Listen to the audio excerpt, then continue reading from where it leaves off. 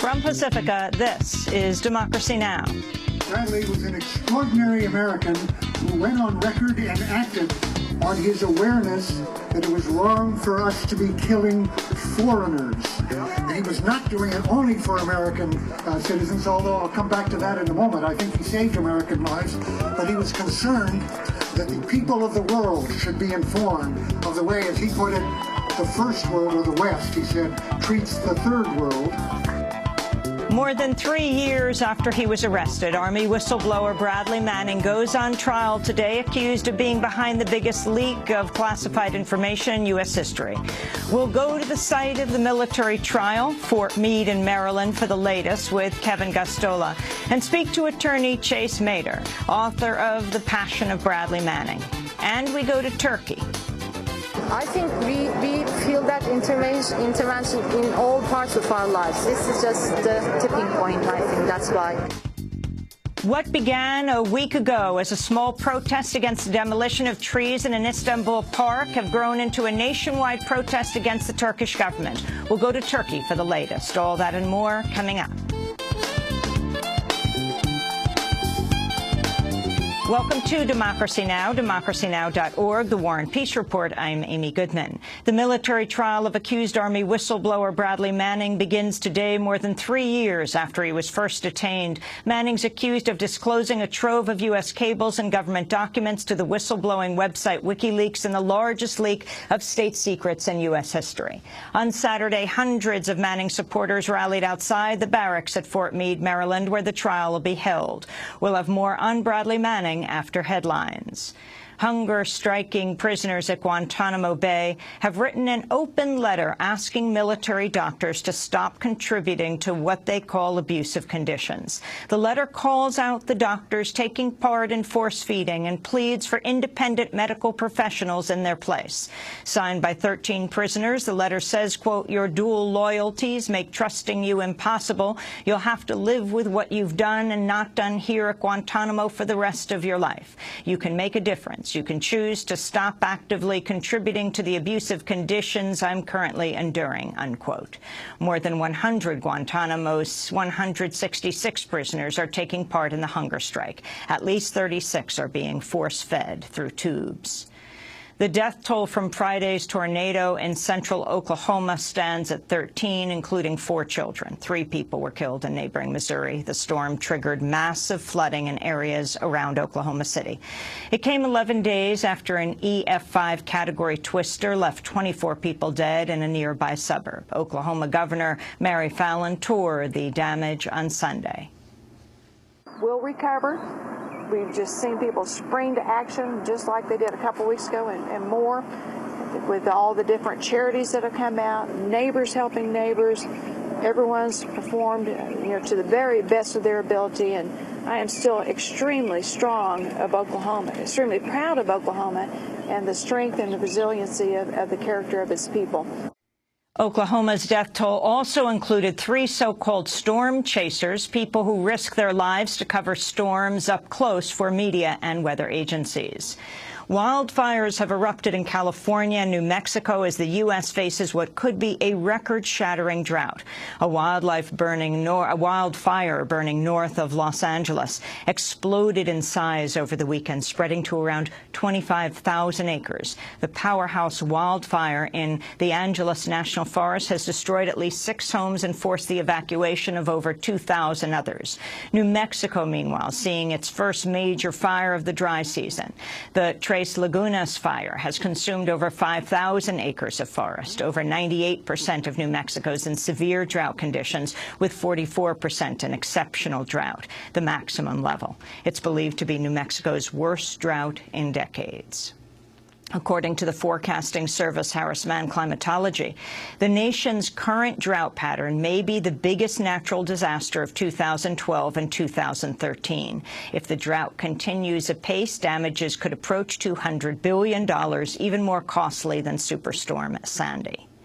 The Canadian province of British Columbia has dealt a major blow to the extraction of carbon-intensive crude oil from Alberta's tar sands. In a victory for environmental and Indigenous activists, the BC government has formally rejected the Enbridge Corporation's Northern Gateway pipeline project, which would have carried tar sands oil to Canada's west coast. The proposal had sparked protests for standing to cut through sensitive environmental areas and Indigenous land.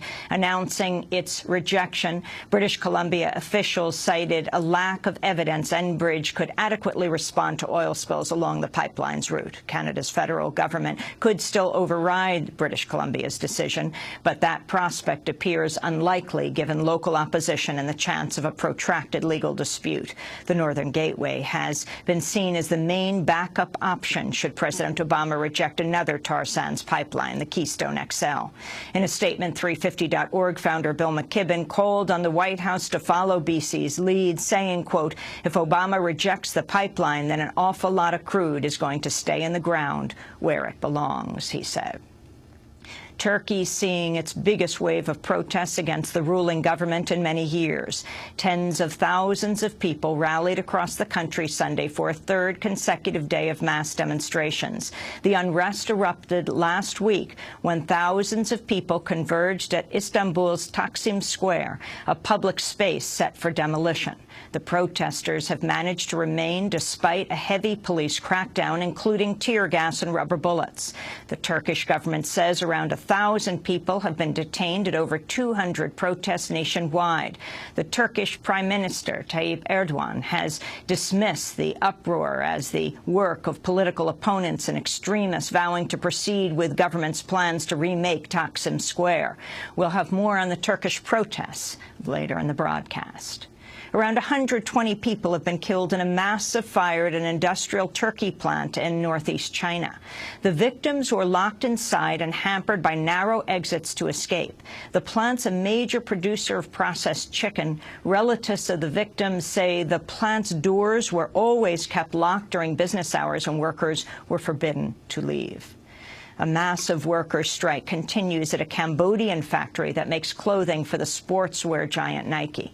Around 4,000 striking workers entered the factory today and briefly clashed with colleagues who remained on the job. Strikers have been picketing for over a week for a pay increase of $14 a month.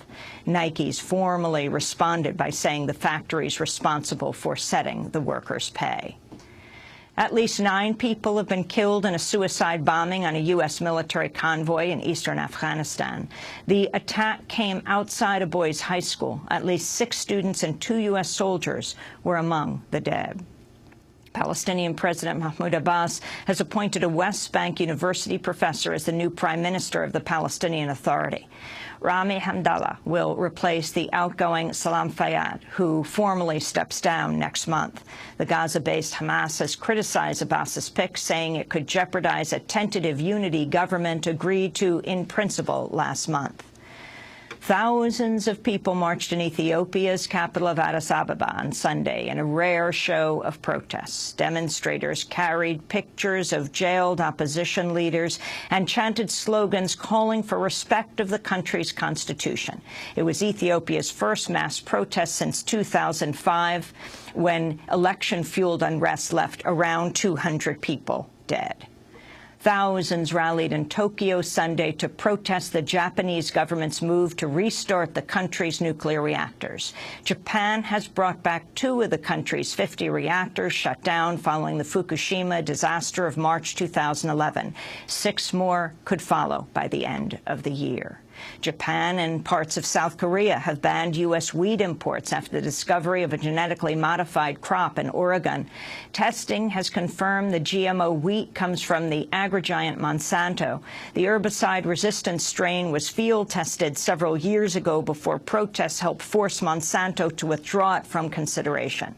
The European Union is urging members to test what would amount to 80% of its imported U.S. wheat. In Washington, officials with the Department of Agriculture insisted the wheat's safe. We've reviewed this particular transgenic trait in a variety of different crops: cotton, corn, soybean, canola, and wheat.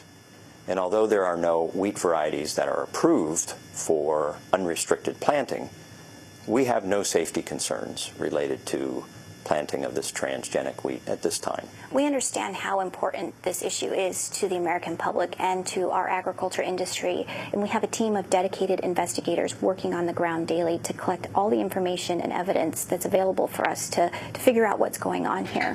In a statement, the Center for Food Safety called on regulators to suspend all field trials of genetically modified crops, saying, quote, "Our farmers and food supply are severely jeopardized by such contamination episodes, yet the biotech industry responsible faces no accountability." A bipartisan congressional delegation is wrapping up a visit to Russia, where they probe the circumstances leading up to the Boston Marathon attacks. The trip was held amid scrutiny of the FBI following news Russia warned U.S. law enforcement about one of the two bombing suspects. Republican Congressmember Dana Rohrabacher of California said the trip unearthed no evidence of an intelligence mishap, only the need for closer U.S.-Russian cooperation. Do we believe that that the Boston Marathon massacre could have been thwarted? Could it have been prevented? And the answer is there's nothing specific that would have been done that we can point to that had it been done differently would have prevented this.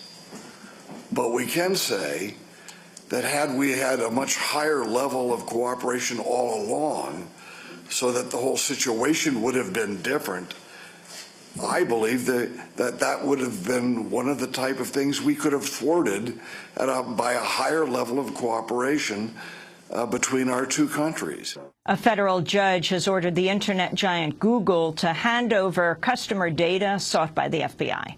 In a ruling disclosed Friday, U.S. District Court Judge Susan Ilston said Google must comply with the so-called national security letters granting the government access to users' private information without court warrants. Judge Ilston's latest ruling appears to contradict her decision earlier this year ordering the government to stop issuing the letters.